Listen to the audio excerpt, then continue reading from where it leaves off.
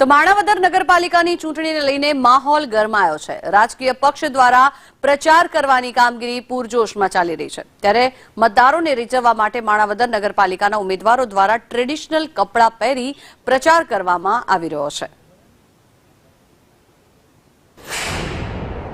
માણાવદર નગરપાલિકાના ચૂંટણીના પડઘમ વાગી ચૂક્યા છે અને તમામ ઉમેદવારો છે તો ડોર ટુ ડોર પ્રચાર કરે છે। ભાજપ કોંગ્રેસના આમના ઉમેદવારો ડોર ટુ ડોર પ્રચાર કરી અને મતદારોને રીઝવવાનો પ્રયાસ કરે છે। ત્યારે આજે આપણી સાથે દિલીપભાઈ રાડા છે કે જેઓ માણાવદર નગરપાલિકાના પ્રમુખ રહી ચૂક્યા છે।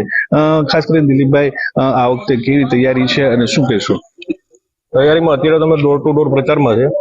ભારતીય જનતા પાર્ટી અમારી ઉપર જે વિશ્વાસ મૂકી અને ફરી અમને ત્રીજી વાર રિપીટ કર્યા છે એ બદલ પાર્ટીનો ખૂબ ખૂબ આભારી છું। અને અમે માત્ર ને માત્ર વિકાસના એજન્ડા ઉપર મત માંગવા નીકળ્યા। દિલીપભાઈ, ખાસ કરીને છેલ્લા ઘણા સમયથી તમે પ્રમુખ તરીકે આવ્યા છો, તમારી લગભગ ત્રીજી કે ચોથી ટર્મ છે।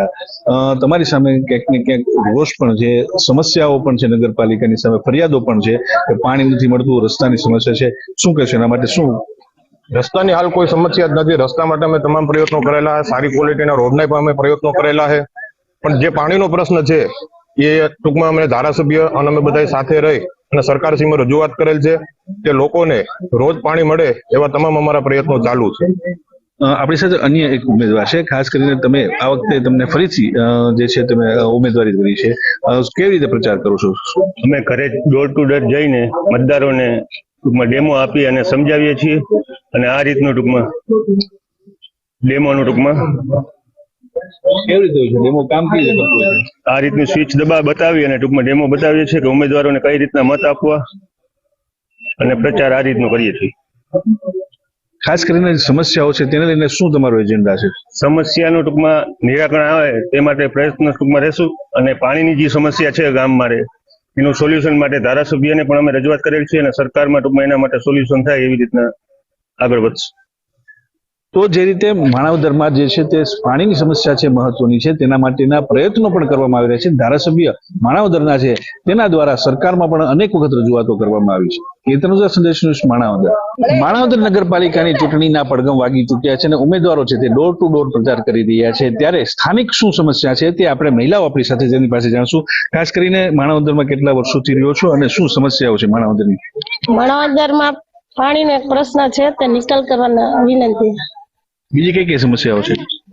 બીજી કઈ નહીં, બીજી બધી સુવિધા સારી છે। પાણી કેટલા સમય પાણી અહીં વિતરણ થાય છે ને શું મુશ્કેલી પડતી હોય?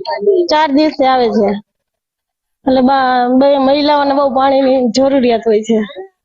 પાણી અનિયમિત આવે છે, કેટલી વખત રજૂઆતો કરી છે, શું અપેક્ષા છે લોકો પાસે? દર વખતે આજ રજૂઆત કરીએ, પાણીનો જ પ્રશ્ન છે, બીજો કોઈ પ્રશ્ન છે નહીં। 4 દિવસે પાણી આવે છે। શું મુશ્કેલી હોય? પાણી મોડું આવે છે ને એ બપોરે આવે, બપોર પછી આવે, બાકી કઈ બીજો કોઈ પ્રશ્ન નથી, એનો ટાઈમ નથી એમ। 4 દિવસે આવે, 5 દિવસે આવે। શું કહેશો? ખાસ કરીને પાણીની જ મેજોરિટી સમસ્યા છે, રસ્તા કેવા છે, લાઇટની રસ્તે છે, સફાઈનો શું છે? મારું નામ રૂપલબેન કિલોલભાઈ ગાંધી છે।